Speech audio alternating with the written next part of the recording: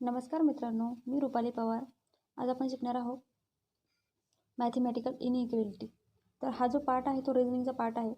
याला आपण गणितीय असमानता असं सुद्धा म्हणतो. ह्याच्यामध्ये आपल्याला P greater than Q, P less than Q, P is equal to Q, P greater than equal to Q आणि P less than equal to Q अशा प्रकारे आपल्याला स्ट्रक्चर दिलेलं असतं.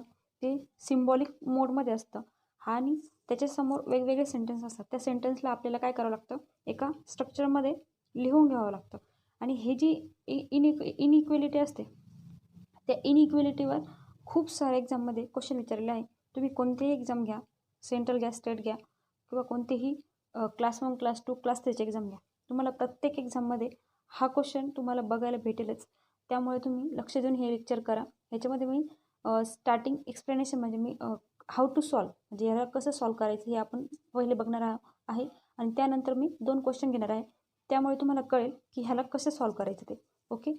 आणि ही सॉल्व करून झाल्यानंतर तुमच्याकडे जर बुक असेल तर तुम्ही घरी सॉल्व करण्याचा प्रयत्न करा. ओके. देन आपण आता बघणार आहोत याचं कसं सॉल्व करायचं ते. ह्याच्यामध्ये आपल्याला दिलेलं आहे A is equal to B, A greater than B, P less than B, A greater than equal to. हा जो सिम्बॉल आहे याला आपण ग्रेटर दॅन इक्वल टू म्हणतो. A greater than equal to B, A greater than equal to C. याला आपण असं लिहितो, ए ग्रेटर दॅन बी पण असू शकतं किंवा ए इज इक्वल टू बी पण असू शकतं. ओके. देन याच्यामध्ये ए लेस दॅन बी पण असू शकतं आणि ए इज इक्वल टू बी पण असू शकतं. ह्याच्यामध्ये होकारार्थी आणि नकारार्थी म्हणजे पॉझिटिव्ह आणि निगेटिव्ह असे 2 प्रकारचे जे सेंटेन्स असतात ते 2 प्रकारचे असतात. तर त्या 2 प्रकारच्या सेंटेन्समध्ये आपल्याला क्वेश्चन विचारले जातात. आता डिपेंड ऑन क्वेश्चन आहे, पण तो क्वेश्चन आपण समजून घ्यायचा असतो की नेमकं हे होकारार्थी आहे की नकारार्थी आहे. ओके. आणि आपल्याला हे जे क्वेश्चन असतं ते कोणत्याही फॉर्ममध्ये विचारू शकता. कोणताही सिम्बॉल असू शकतो, ए असू शकतो, बी असू शकतो किंवा वाय झेड असू शकतो किंवा पी क्यू असू शकतो. ते डिपेंड ऑन एक्झाम किंवा डिपेंड ऑन एक्झामिनर. ते जो पेपर काढतो त्याच्यावर डिपेंड असतो की तो ते काय घेतो. फक्त आपल्याला माहिती काय, हाऊ टू सॉल्व म्हणजे याला सॉल्व कसं करायचं ही मेथड आपल्याला माहिती पाहिजे. ओके. देन आपण नेक्स्ट बघूया. आता ह्याच्यामध्ये जर समजा ह्याच्यामध्ये असं दिलेलं असेल की ए लेस दॅन बी, म्हणजे हे मी असे म्हणजे खूप सारे याच्यामध्ये हे असतात, A less than B, B less than Q, Q less than A, असे भरपूर सारे असतात. म्हणजे याच्यामध्ये जर लेस दॅन असेल तर ते लेस दॅनच असतं, म्हणजे ए लेस दॅन बी. ओके. याच्यामध्ये बी लेस दॅन ए दिलेले. ओके. तर मग जर असं प्रत्येक वेळेस जर लेस दॅन असेल तरच बी हा लेस दॅन असतो. कशापेक्षा? एपेक्षा. इथे असं दिलेले की इथं लेस दॅन ए केलेले, पण जर प्रत्येक वेळेस लेस दॅन ए असेल तरच ए हा लेस असतो बीपेक्षा. ओके. ह्याच्यामध्ये काय की ए ग्रेटर दॅन बी. ओके. पण प्रत्येक वेळेस जर तो ग्रेटर असेल तरच ए हा ग्रेटर असतो बीपेक्षा, नाहीतर नसतो. जर इथे पण सेम दिलेले, जर इथे प्रत्येक वेळेस जर बी हा ग्रेटर असेल एपेक्षा तर आपण त्याला ग्रेटर म्हणू शकतो, की नाहीतर नाही म्हणू शकत. ह्याच्यामध्ये जर समजा हे असं असेल, ग्रेटर असेल, हे असेल तरच आपण याला ग्रेटर म्हणू शकतो एला बीपेक्षा, नाहीतर नाही. मग जर असं असेल ग्रेटर दॅन आणि लेस दॅन, जर अशा फॉर्ममध्ये जर आपल्याला विचारलं असेल आणि इथं असं पी आणि क्यू, तर आपण याला काय म्हणणार, इथे ग्रेटर दॅन पण नाही आणि लेस दॅन पण नाही, म्हणजे कोणताही आपण याला काहीही म्हणू शकत नाही. इथे आपलं सेंटेन्स पूर्ण होत नाही. ओके. तर अशा वेळेस मग आपण काय समजायचं की सेंटेन्समध्ये काय अडथळा आहे. मग आपण नेक्स्ट चेक करायचं की नेक्स्ट आपलं काय म्हणजे काय येऊ शकतं.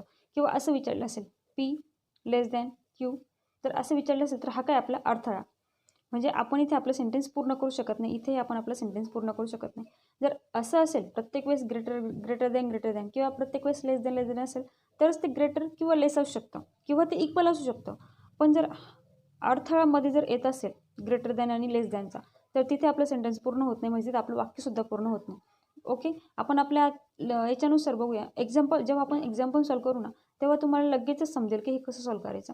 हे मी जस्ट एक एक्सप्लेनेशन देते जेणेकरून तुम्हाला कळेल की आपण याला म्हणजे याला जे बेसिक आहे याचं ते बेसिक पण खूप महत्त्वाचं आहे. आपण जर लगेचच एक क्वेश्चनकडे वळालो तर आपल्याला कळणारच नाही की आपण कसं सॉल्व करायचं किंवा याचं बेसिक काय होतं हे पण आपल्याला कळणार नाही. म्हणून मी आधी 2-3 पेजेस किंवा 2-3 5-10 मिनटं मी बेसिक शिकवते आणि त्याच्यानंतर मग आपण लगेच क्वेश्चनकडे वळूया. ओके. तर मी तुम्हाला आधीच सांगितलं की याच्यामध्ये होकारार्थी आणि नकारार्थी असे 2 प्रकारचे वाक्य असतात. ह्या 2 प्रकारच्या वाक्यांमध्ये आता होकारार्थी वाक्य कसे असतात हे आपण बघूया. होकारार्थीमध्ये काय असतं, सिम्बॉल काय दिलेलं आहे, ए हॅशटॅग बी हा सिम्बॉल आहे. हे सिम्बॉलचं काहीच नसतं, फक्त आपलं इथं जे सेंटेन्स आहे ते आपल्याला महत्त्वाचं आहे. इथे काय विचारलेलं आहे, सांगितलेलं आहे ए हा बीपेक्षा मोठा आहे. म्हणजे काय, ए हा बीपेक्षा काय आहे, मोठा नाही, लहान आहे. म्हणजे आपण इथे लिहून घेतलं ए हा बीपेक्षा लहान आहे. हे सगळं लिहून घ्यायचं. जेव्हाही आपण सेंटेन्स वाचतो ना, तेव्हा लगेचच ते लिहून घ्यायचं. म्हणजे आपल्याला लगेचच समजतं की नंतर जेव्हा आपण सॉल्व करतो प्रॉब्लेमला, तेव्हा लगेचच समजून जातं की आपल्याला कसं सॉल्व करायचं. इथे ए स्टार बी दिलेले, ह्याचं सिम्बॉल इथे काहीच म्हणजे काहीही नाही, फक्त ते एक जस्ट सेंटेन्स कसं म्हणजे तयार करण्यासाठी ते आपल्याला दिलेलं आहे. इथे काय म्हणतात की ए हा बीपेक्षा मोठा आहे. मग असं नाही समजत आपण की तिथे स्टार आहे म्हणजेच तिथं मोठा आहे, तिथं लहानही येऊ शकतो, तिथे कोणताही सिम्बॉल येऊ शकतो आणि ते कोणत्याही सिम्बॉल पुढे काहीही लिहू शकतं. ते डिपेंड ऑन सिच्युएशन आहे किंवा डिपेंड ऑन क्वेश्चन आहे. फक्त आपल्याला काय बघायचं की तो क्वेश्चन सॉल्व कसा करायचा हे बघायचं आहे. तिथे काय दिले, ए हा बीपेक्षा मोठा आहे. मग ए हा बीपेक्षा मोठा आपण इथे लिहून घेतलं.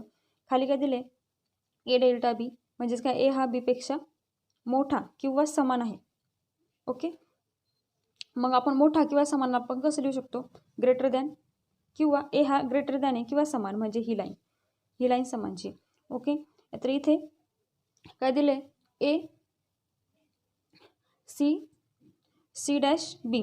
ओके, तर याला आपण काय म्हणतो, ए हा बीपेक्षा लहान किंवा समान आहे. ओके, तर ए हा लहान आहे किंवा समान आहे कशाच्या, बीच्या. ओके, देन लास्ट काय, ए डेल्टा बी. ओके, याच्यामध्ये काय दिलं आहे की ए हा बी, ए आणि बी हे दोघं पण समान आहे, तर आपण त्याला समान करून घेतलं. ओके, देन नकारार्थी वाक्य कसे असतं, मग आपण नकारार्थी बघूया. मी हे दोन्ही का घेतली, कारण की आपल्याला दोन्ही फॉर्ममध्ये क्वेश्चन विचारता, ते लिहायचं कसं, हे जे असतं ते लिहायचं कसं असतं, त्यासाठी मी हे दोन्ही पण एक्झाम्पल घेतले. ह्याच्यानंतर आपण एक्झाम्पल घेणारच आहोत, जस्ट एक बेसिक आपण बघून घेऊया. ह्याच्यामध्ये काय दिलेलं आहे, ए हॅश बी. तर सेंटेन्स काय की ए हा बीपेक्षा मोठा नाही. ओके, जर मोठा नाही मग तो काय असू शकतो, जर ए हा मोठा नाही तर मग तो काय असू शकतो, एकतर तो लहान असेल किंवा इक्वल टू असेल. मोठा नाही मग ते तो लहान असेल किंवा इक्वल असेल. ओके, ते मुद्दामच मी लिहून नाही घेतलं इथे, कारण की तुम्हाला कळणार नाही मी नेमकं कसं घेतलेलं आहे. मोठा नाही म्हणजे आपण समजून घ्यायचं की इथे लहान असेल किंवा इक्वल असेल. ओके, इथे काय, ए स्टार बी म्हणजे ए हा बीपेक्षा लहान नाही. ए हा काय नाही आहे, बीपेक्षा लहान नाही म्हणजे तो मोठा असेल किंवा इक्वल असेल, आपणच समजून घ्यायचं. ए हा बीपेक्षा लहान नाही म्हणजे तो मोठा असेल किंवा इक्वल असेल. Okay, then next is A delta B. मग इथे काय सेंटेन्समध्ये ए हा बीपेक्षा लहान नाही किंवा मोठाही नाही, म्हणजे ए हा बीपेक्षा लहान पण नाही आहे म्हणजे तो ग्रेटर पण नाही आहे किंवा लेस पण नाही, मग आपण त्याला काय म्हणू शकू, A is equal to B. Okay, then last is A हा बीपेक्षा मोठा किंवा बरोबर नाही, मग तो मोठा पण नाही आहे आणि बरोबर पण नाही, मग तो काय असणार आहे, लेस असणार आहे. मग आपण इथे काय लिहू, ए इज लेस दॅन बी, कारण तो ते काय म्हणत आहे, मोठा नाही आहे. ओके, मोठा नाही आहे, बरोबर पण नाही आहे, मग तो काय असणार, लेस असणार. बरोबर, then last is A delta B म्हणजे ए हा बीपेक्षा काय असणार, ए हा बीपेक्षा लहान किंवा बरोबर नाही, म्हणजेच ए काय असणार आहे इथे, मोठा असणार आहे. ओके, कारण तो लहान पण नाही आहे आणि बरोबर पण नाही म्हणजे तो काय, मोठा आहे. तर आपण आता सॉल्व करायला घेऊया आपलं फर्स्ट एक्झाम्पल. मी ह्यासाठी घेतलं होतं की तुम्हाला कळेल की आपण हे कसं सॉल्व करायचं किंवा होकारार्थी नकारार्थी वाक्य कसे असतात किंवा जे अडथळे असतात त्याला आपण कसं सॉल्व करू शकतो हे समजण्यासाठी मी बेसिक कवर केलं आहे. आता आपण याच्या क्वेश्चनकडे वळूया. ओके, तर आपला आजचा पहिला क्वेश्चन आहे.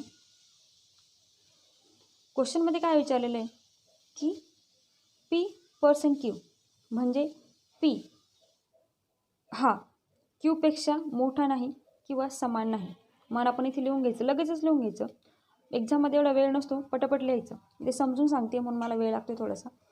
P हा Qपेक्षा मोठा नाही म्हणजेच तो काय आहे, लहान आहे.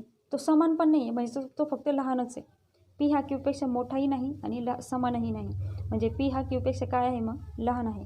Okay, then last second is P delta Q म्हणजेच काय, P हा Qपेक्षा लहान नाही किंवा समानही नाही म्हणजे हे दोघं जण लहान पण नाही आहे आणि समान पण नाही, मग आपण त्याला काय म्हणू शकू, P हा काय, ग्रेटर आहे कशापेक्षा, Qपेक्षा.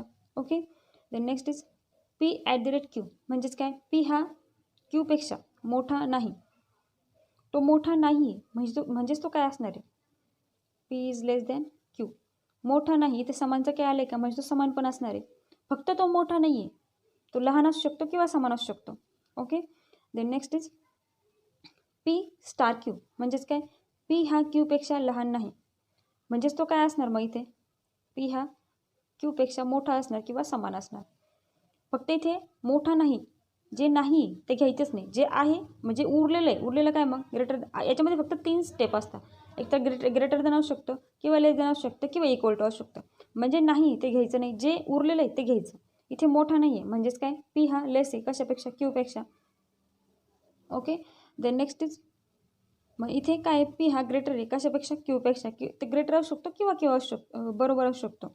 Okay, then next is P hash Q, म्हणजेच काय, पी हा क्यूपेक्षा मोठा नाही किंवा समानही नाही, म्हणजेच काय असणार, तो इक्वल असणार, मोठा नाही आहे, ग्रेटर नाही आहे किंवा लेस पण नाही आहे, म्हणजेच तो इक्वल असणार, म्हणजेच बरोबर असणार. ओके, हे सगळ्यात आधी हे लिहून घ्यायचं, म्हणजे आपल्याला सॉल्व करायला काय जातं, म्हणजे सोपं जातं. लास्टला जेव्हा आपण सॉल्व करतो एक्झाम्पल, तेव्हा आपल्याला ते सॉल्व करायला खूप सोपं जातं. तर ते काय म्हणतं की वरील विधान सत्य आहे असे मानून त्यावर कोणते निष्कर्ष सत्य असतील हे बघा. तर आपल्याला ते खाली बघायचं आहे की कोणते निष्कर्ष सत्य असतील. सगळ्यात आधी आपल्याला काय करायचं, जेव्हा आपण हे वाचतो तेव्हा वाचायच्या टायमालाच हे सगळं greater than, less than, equal to काय असेल ते सगळं लिहून घ्यायचं. आणि त्याच्यानंतर तर आपल्याला विधान दिलेलं आहे R star T, comma T delta M, comma M percent K, comma K at the rate V. Okay, आता आपल्याला इथे काय करायचं, आता आपल्याला हे दिसत असेल तुम्हाला की आर नंतर टी, टीच्या लगेच जो दुसरा स्टार्ट होतोय तो टी नंतर स्टार्ट होतोय, जो दुसरा स्टार्ट होतोय तर थर्डवाला तो यम जो याचा जो एंड आहे तो दुसऱ्याचा स्टार्ट आहे, ह्याचा जो एंड आहे तो दुसऱ्याचा स्टार्ट आहे. ओके, तर मग आपण लिहायच्या टायमाला काय करून घ्यायचं, सगळ्यात आधी इथे आपल्याला काय करून घ्यायचं आहे की स्टारला आपण काय म्हणतोय, इथे काय म्हणतोय ते बघत नाही बसायचं, डायरेक्ट बघायचं. इथे आपण जो सिम्बॉल आहे स्टारसाठी आपण काय लिहिलेलं आहे, ग्रेटर दॅन, इक्वल टू, मग आपण इथे लिहून घ्यायचं R greater than equal to T. डेल्टासाठी काय दिलेलं आहे ते बघून घ्यायचं, टी ग्रेटर दॅन क्यू, मग इथे काय, T greater than M. Okay, then पर्सेंटसाठी काय दिलं आहे, पी लेस दॅन क्यू, मग इथे M less than K. Okay, then at the रेटसाठी काय दिले, P less than equal to Q, मग इथे K less than equal to V. मग आता हे दिलं आहे ते सगळं सरसकट लिहून घ्यायचं, बरोबर, सगळं काय करायचं सरसकट लिहून घ्यायचं. आता आपण हे जे दिलं आहे ते पूर्णचे पूर्ण असं लिहून घेणार. इथे जागा नाही म्हणून मी इथे दुसरीकडे ॲडजस्ट करते. इथे R greater than equal to T.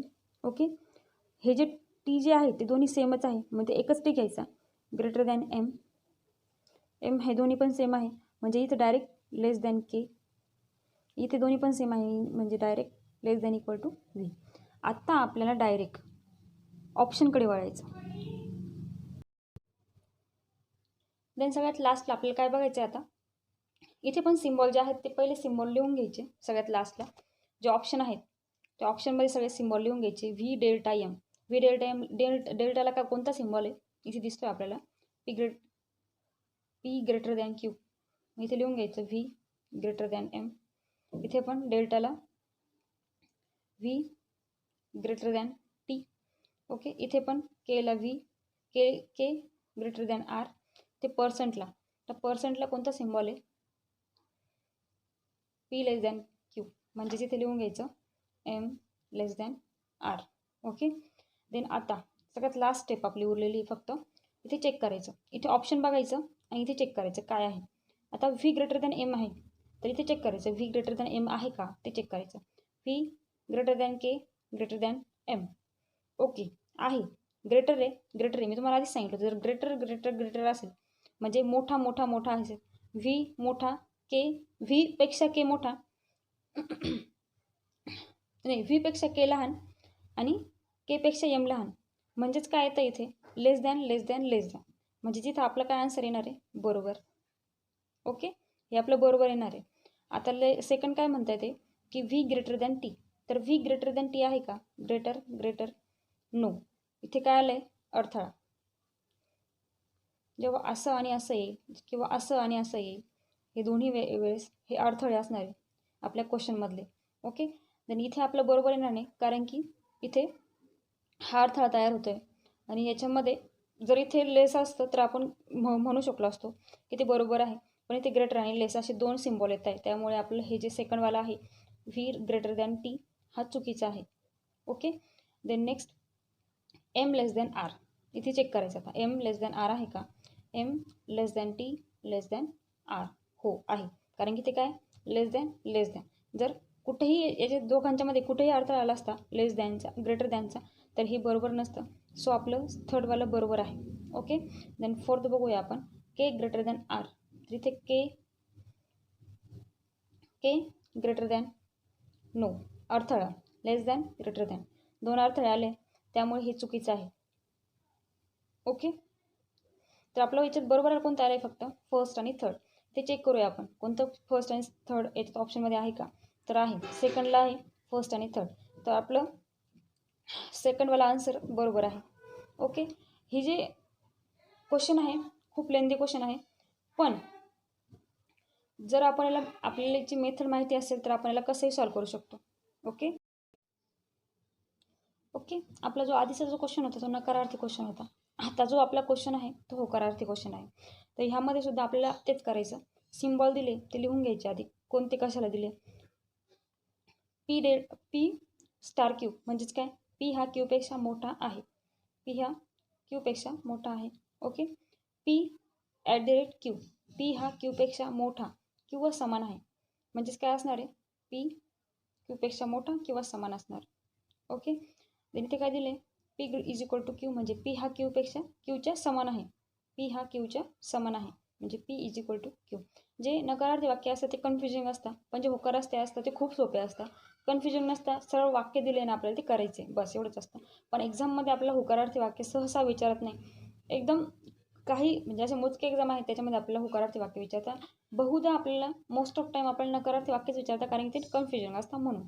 Okay, then next is A∆Q म्हणजेच काय, पी हा क्यूपेक्षा लहान आहे. पी हा less than Q. Then last P C Q, P हा क्यूपेक्षा लहान किंवा मोठा आहे. म्हणजेच काय, पी हा क्यूपेक्षा लहान किंवा समान आहे. लहान किंवा समान आहे. ओके, देन आपण आता खाली चेक करूया.